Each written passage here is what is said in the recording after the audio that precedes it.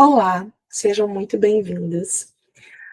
Hoje eu queria começar o nosso vídeo de um jeito um pouco diferente, porque o Terças da Conjugalidade ele cresceu e ganhou mais espaço, mais profundidade, e está chegando agora aqui no YouTube também.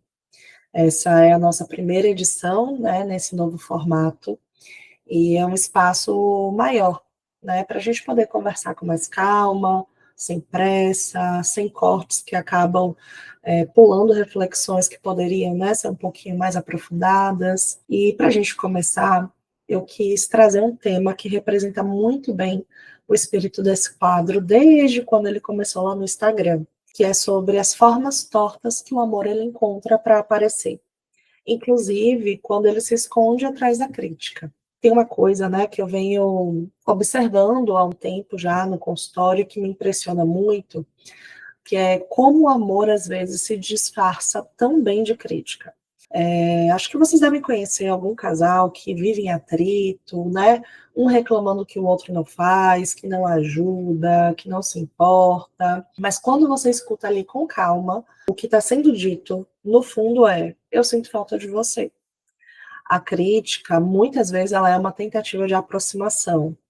É uma tentativa torta, impaciente, mas é uma tentativa.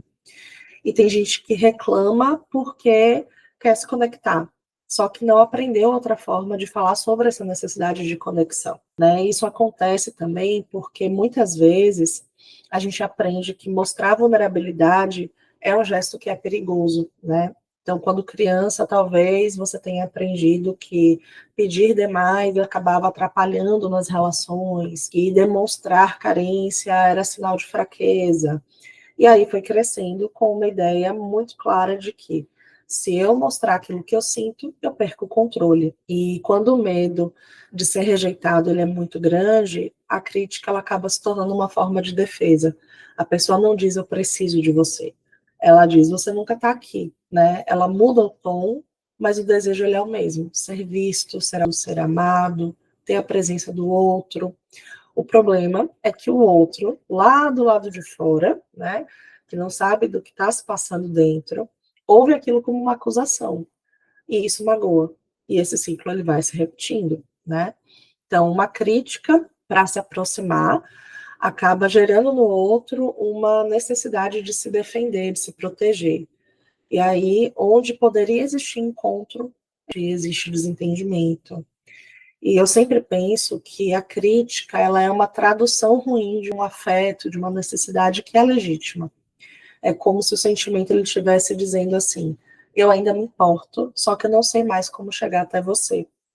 E quando isso aparece na terapia, tanto individual quanto de casal, eu digo que costuma ser um dos pontos mais bonitos do processo, porque por trás desse tom duro existe uma pessoa ali que está pedindo para ser vista, para ser compreendida, dizendo que ainda se importa. E a grande virada, ela começa quando o casal ele aprende a trocar justamente o você nunca faz nada direito por quando isso acontece eu me sinto sozinho. Parece simples, parece que não faz diferença, mas muda tudo, tudo. Porque a primeira frase, ela fere, e a segunda, ela convida. E relacionamento é isso, realmente. É uma dança ali entre convite e defesa. E quando entra a parte do trabalho, né, com casais, de atendimento de casal, essa capacidade de escutar além das palavras é algo que é fundamental, né, da gente trazer para a clínica, da gente trazer para esse olhar, é algo que eu realmente tenho trabalhado muito com os casais que eu atendo, que é basicamente você enxergar o pedido dentro da reclamação, né, encontrar o amor dentro, às vezes, de uma resistência que aparece no outro, a dor dentro da raiva. Obviamente que aqui a gente não está anulando a responsabilidade do outro de se comunicar melhor, mas não é só sobre aprender a se comunicar, é sobre aprender a escutar também. Eu uso muito uma metáfora, que é a metáfora da casca de banana. Eu digo que algumas vezes o parceiro joga a casca de banana para o outro cair, mas é a responsabilidade do outro não só recolher a casca, como desviar o caminho para que o outro não caia também, né? Afinal de contas, se eu faço algo na intenção de ferir a pessoa com quem eu me relaciono, eu estou sabotando uma relação da qual eu também faço parte, eu estou dentro também. O barco vai afundar com os dois dentro dele, né? E Hoje, o que eu queria, de fato, trazer para vocês, enquanto convite, da próxima vez que você sentir vontade de criticar a pessoa com quem você se relaciona, tenta ouvir o que está por trás desse impulso, sabe? Talvez o que você queira dizer seja muito mais sobre eu sinto sua falta, eu quero estar perto, mas eu não sei como. E quando a gente muda o tom, a gente convida o outro a mudar a escuta também. Nem toda crítica ela é desamor, às vezes, na verdade, é muito mais você dizendo: me alcança, eu quero você, eu sinto saudades.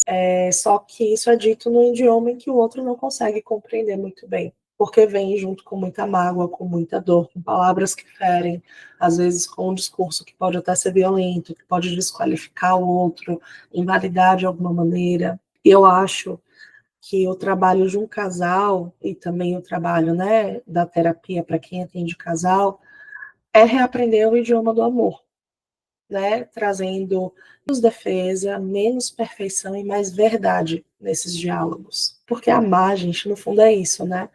É a gente se arriscar a ser entendido, negociar significados. Bom, se esse tema ele te fez pensar sobre o jeito como você se comunica no seu relacionamento, assiste esse vídeo, né, até o final, me conta aqui nos comentários, vamos ampliar esse espaço de diálogo.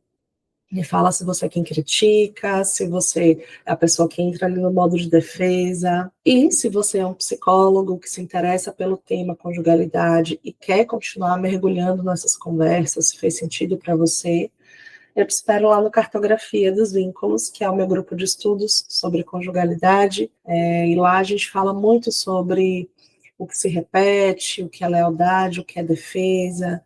A gente fala disso com profundidade e aprende a reconhecer esses movimentos antes que o amor se perca dentro deles. Mas por hoje fica essa provocação. Às vezes o amor ele não grita, ele reclama. Até semana que vem. Tchau!